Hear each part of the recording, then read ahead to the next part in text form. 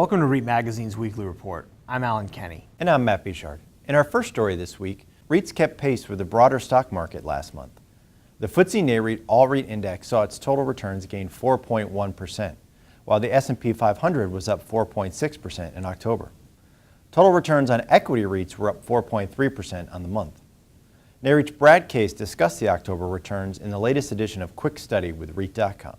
It was a good month for REITs. REITs were up 4.33% on the month. That's just a shade less than the stock market.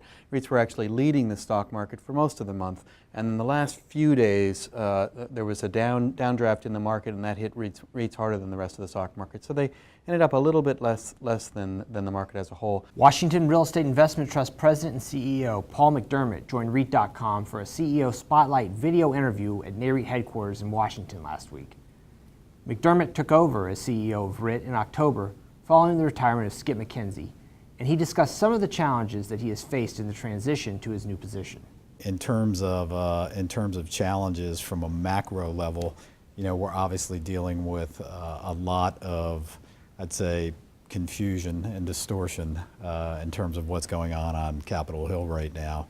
This market, when 40% of your GDP is reliant on federal spending, and on our statistics, federal spending peaked in 2010 at $82.5 billion. I think 2011, 2012, and 2013, we've seen progressive cuts. I think it's down 13% to roughly about $70 billion. So that's going to have an impact on us.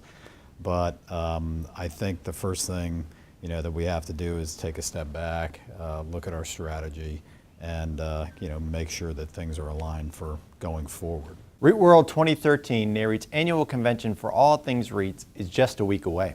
Thousands of commercial real estate professionals will travel to San Francisco for the event, which is being held at the San Francisco Marriott Marquis from November 13th to November 15th.